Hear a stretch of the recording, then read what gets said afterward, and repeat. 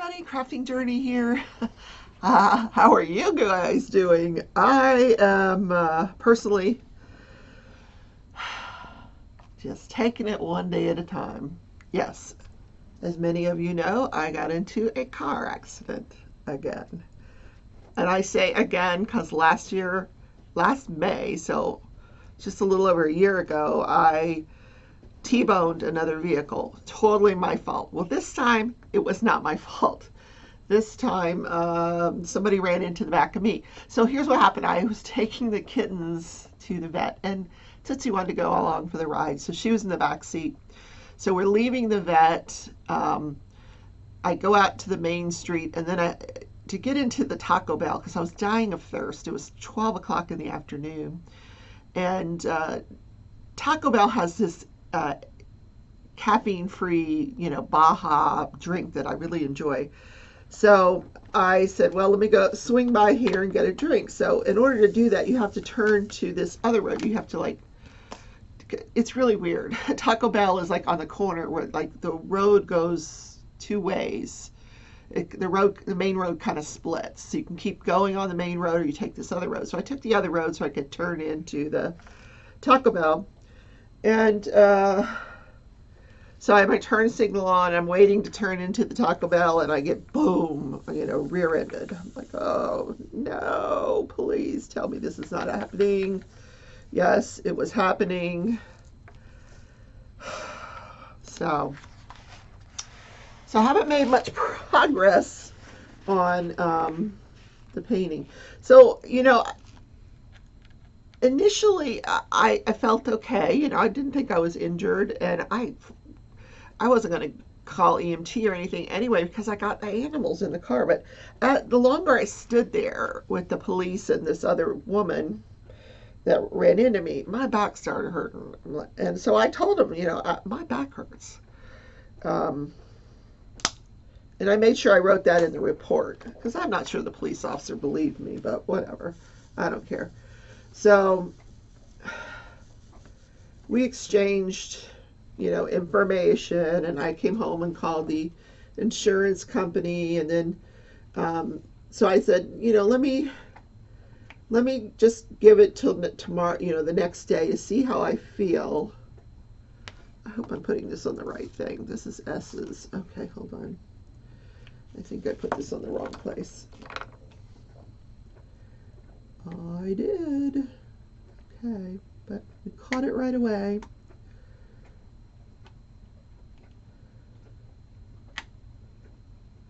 So I have Progressive Insurance, and they're so nice, Thank you for being a platinum member, which just means I pay a crap load of money for insurance after last year's accident because it was my fault. So the guy says to me, you've got rental car coverage. We can bring you a rental car, and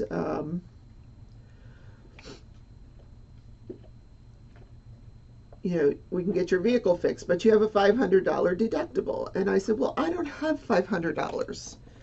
And he goes, well, this is just an option. You can wait for liability to be determined and have the other company pay for it. I said, that sounds like a really good option since it was her fault, not mine. So we are going to wait to repair the vehicle. There was no damage to her car. She was driving this big GMC SUV. Those things are like Mack trucks. So, but my bumper is just destroyed. So, yeah, and I suspect anytime you need that kind of work on your car, it's probably more than $500.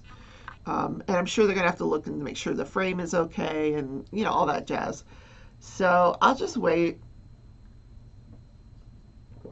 I didn't go to work yesterday. Not going to work today. I'm working from home. I worked from home last night till 9 o'clock last night because there's this project that's time sensitive and it needed to get done. But at least at home I can put some heat on my back because that really makes it feel better. But the medicine they gave me at the emergency room, because I did go to the emergency room, yesterday morning when I woke up, I was really sore. So I went to the emergency room. They did a CAT scan of my spine, and he said everything's fine. No, nothing's broken or anything, which I kind of knew that. I know it's all muscular, skeletal, soft tissue injury. I get it. It still hurts. So I don't know what he was going to prescribe, but I asked him to give me some Flexeril, which is a muscle relaxer. And he says, "Does that work for you?" And I said, "Yes." So that's the prescription he gave me. I really didn't want a narcotic because I like narcotics. Don't get me wrong. I love them, but um, it's just better if I don't go down that road because yeah, I just prefer the Flexeril. So, but while I was there at the ER, they gave me some IV Toradol, and that usually works really good on me. But I swear I don't think she gave me anything because I didn't feel any difference. So I waited an hour and I called the nurse and I said, "Listen, that Toradol didn't do a darn thing. I'm still in a lot of pain." So then they gave me IV fentanyl, and that stuff is great, but doesn't last long. Like, for the first 10 or 15 minutes, you're like, "Oh, this is not," like all the pain is gone, you're in la la land. But within an hour, I was like, okay, wide awake, but, pain free. But that first hour, whoa. so, um, so then they discharged me, and she's like, "Do you have someone to drive you home?" I'm like, "No, I drive myself home." She said, "Well, I gave you an awful lot of fentanyl." I said, I'll be okay."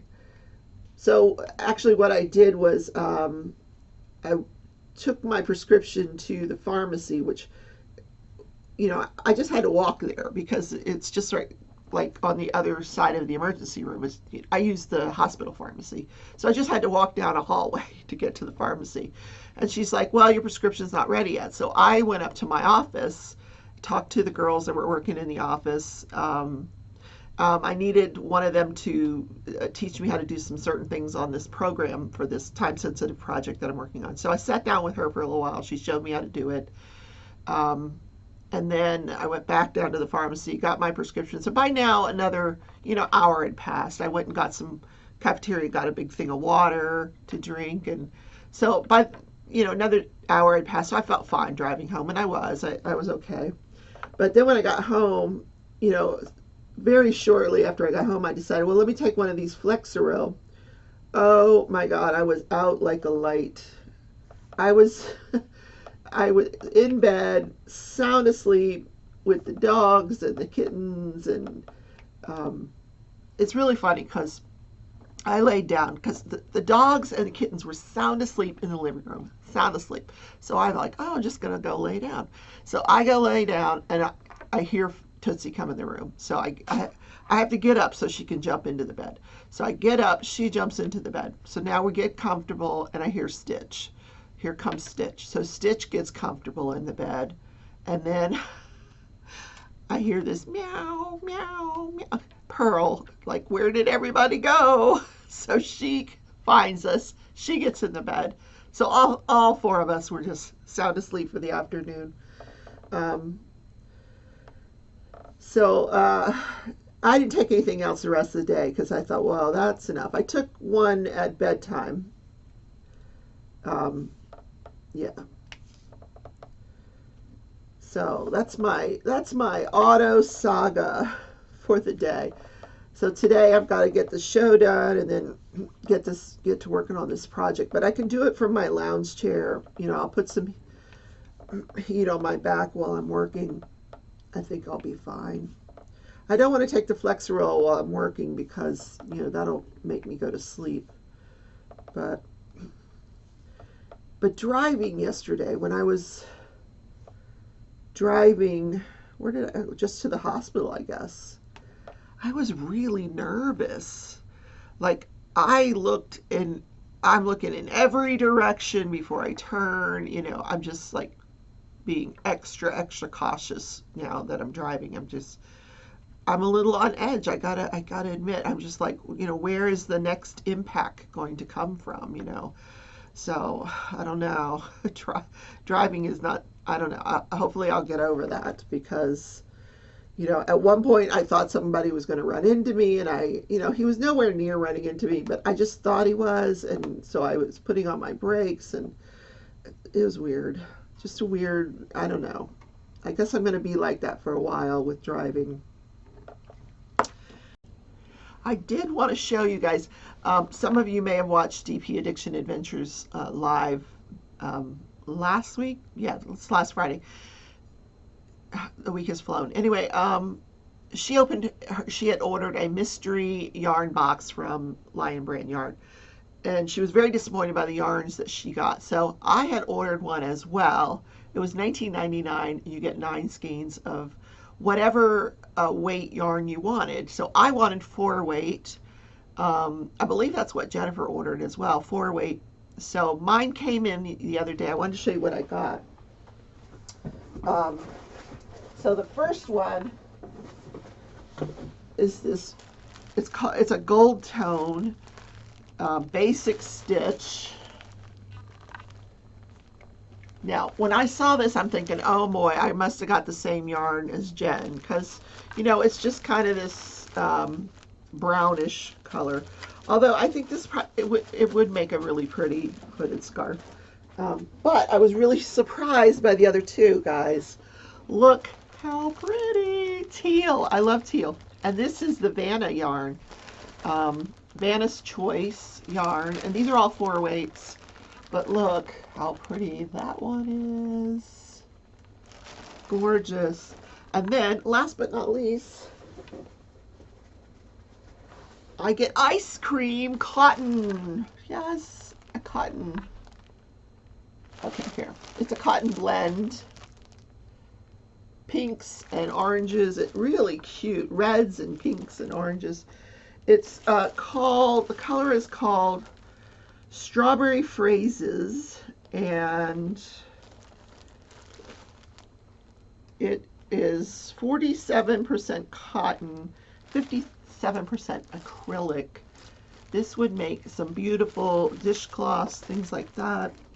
I wanted to tell you the color on this one is called Aquamarine. Yeah, and this one is gold tone. So I thought I got a really good deal for $19.99. These 9 skeins of yarn. Moving on. Anyway, so what national day is it? It is National Handshake Day. Handshake. So we got away from that a little bit during the pandemic. So what people were doing in the pandemic, instead of handshaking, they were like bumping elbows. Why that's any better, I don't know. Obviously, they were worried about, germs being passed from one person to another.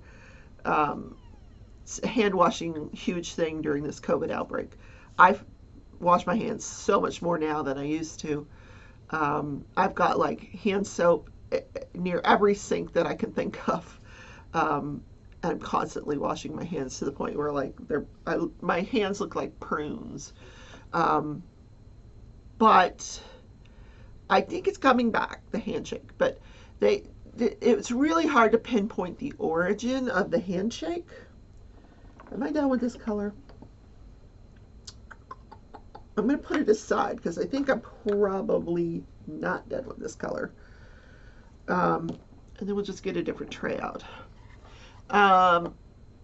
They think it might have originated, with the ancient Roman soldiers. They would shake hands because they wanted to make sure nobody was hiding daggers up their sleeves.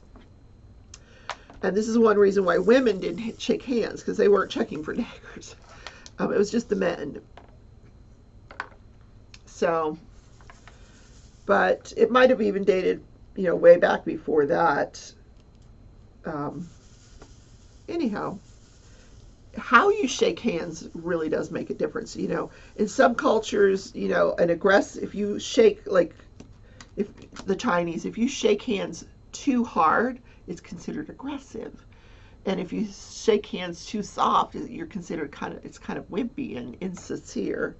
So it's hard to find that balance with the handshake.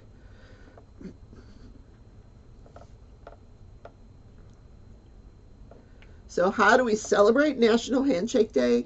Well, if you haven't shook hands in a while, go out and shake somebody's hand.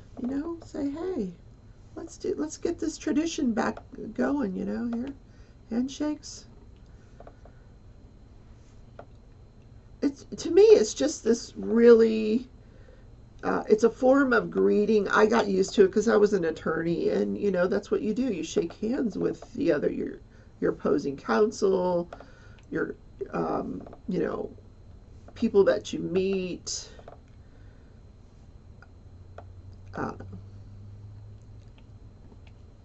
And if they don't want to shake your hand, then you kind of feel slighted, like, okay, is he pissed at me, or what's going on here? Anyway, that's that. We could talk. Today is Tina Livingston Burney's birthday. Now, you guys, if you don't know who Tina Burney is, she is the owner of dpwithsparklers.com. So happy birthday, Tina. And rock on with the sparklers. We love them. We love them. We love your site. It's dpwithsparklers.com. And I will wish her a happy birthday on Facebook as well. So we're going to talk about judge, jury, and journey. So and I apologize, guys. This is a very long trial. It's about 10 days total. So I think we're on about day 7 at this point. So we're hearing now from a financial expert. This woman, her entire job, she works for law enforcement, is to whatever financial records are subpoenaed, her job is to review them, put them into a format that's understandable, where you can draw conclusions. She has an Excel spreadsheet that she does everything on, so you can see things chronologically, and that's her job. Now, she doesn't subpoena the records. She just reviews the records that she is given. And I'm sure if she felt like she needed something else, they would get it for her. But what she did was she looked at all of the bank accounts that Catherine Magbanua had. Apparently, she had several. And between the years of 2014 and 2016. And she said there were a mixture of, checks and cash, in these bank accounts. So she puts them all into this Excel spreadsheet, and it comes out sequentially. So she did, the Adelson Institute, in response to the subpoena for records, they did give records. They showed the paycheck stubs, or for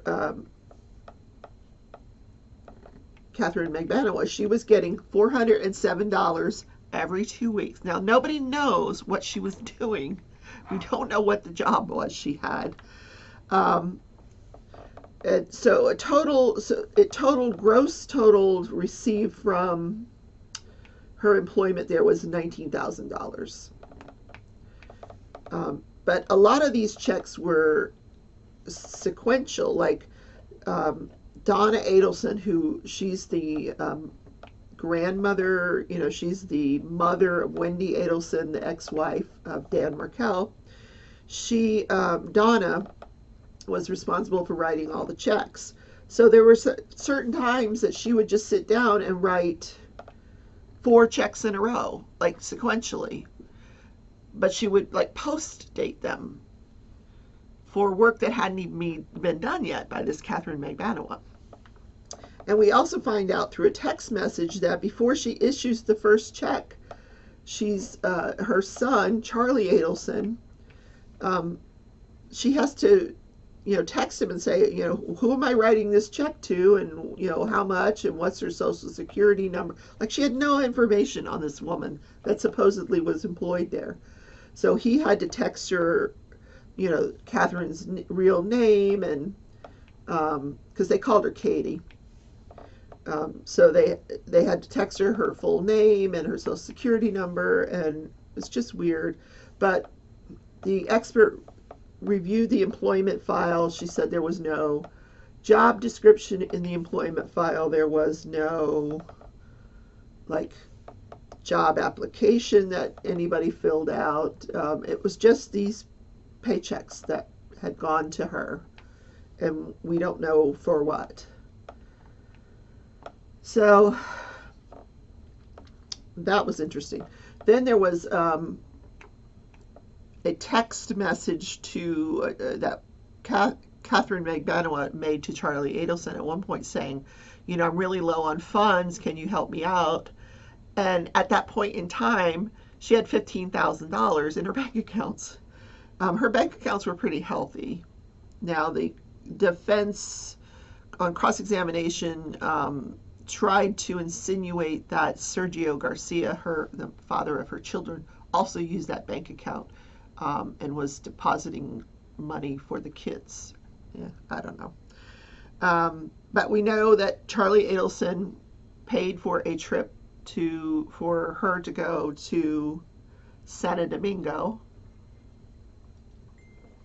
He offered to arrange a cruise for her and her mother, and he also paid for repairs on her vehicle. Then she has this breast augmentation, and the cost of the breast augmentation for Catherine Magbanua was $4,595, of which the expert can only find that she had paid the $195 consultation fee. The remaining balance of $4,400 was paid in cash. But when she looked at the bank accounts of Catherine Magbanua, there was no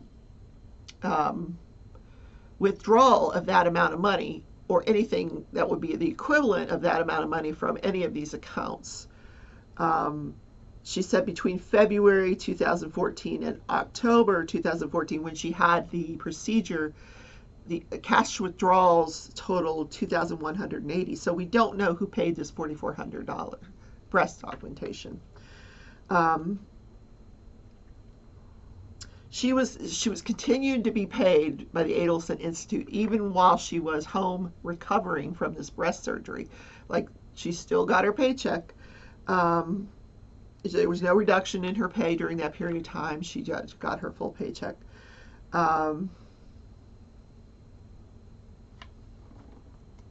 Yeah. So the next witness is really interesting because we don't get to see his face. He is an undercover FBI agent. So the camera pans down so we can't see him. We can only see like the bottom half of him. And clearly he's a little bit heavy, but he's a Latin guy. So what he did was they set up this sting operation, and it's actually called a bump. I learned something today. It's called a bump. And what it's designed to do is to generate phone traffic, because they had all the phones bugged. All the Adelson phones were bugged. Wendy's was not. But Donna's phone was bugged. Charlie's phone was bugged. Catherine's phone was bugged. Yeah, all these people had phones that were bugged. So what this guy did was he approached Donna Adelson, the mother of, again, so because I think she's instrumental in this conspiracy as well. He approaches her on the street, and she's like, who are you? You know? And he's like, oh no, and he seemed really friendly, and he introduces himself. Then he says, listen, you know, I know that you've been helping out Katie and Tuto. Tuto is a nickname for Sergio Garcia. We know you've been helping him out with that problem that you had up north, because they took care of that problem that you had up north. He goes, well, my brother, you know, he also helped take care of that problem up north, and he's incarcerated, and he really needs help. So she's like, I don't know what you're talking about. You know, he's like, well, I'm going to give you a flyer. This will explain the whole thing. And she gives her a flyer. Now, we don't get to see the flyer. I don't know why we don't get to see the flyer. but apparently on the flyer it had a phone number, and it had $5,000 next to the phone number. So then the guy waits a week and he calls the Adelson Institute asking for Donna. And the person that answers the phone says, she's not available. Who are you? And she's asking all these questions. And he's saying, she knows who I am. And he gives a name. And he says, listen, I dropped off I gave her some very important paperwork last week. I just wanted to talk to her. And so she says, well, I'll have her call you back. And she takes the phone number.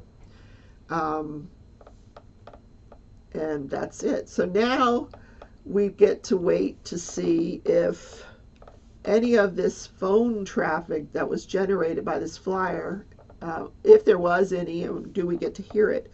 So following this guy's testimony, of course, the judge dismisses the jury, and we get this lengthy hearing about how all of these phone calls that were generated by this bump sting operation, all these wiretap calls, whether they should come in or not come in.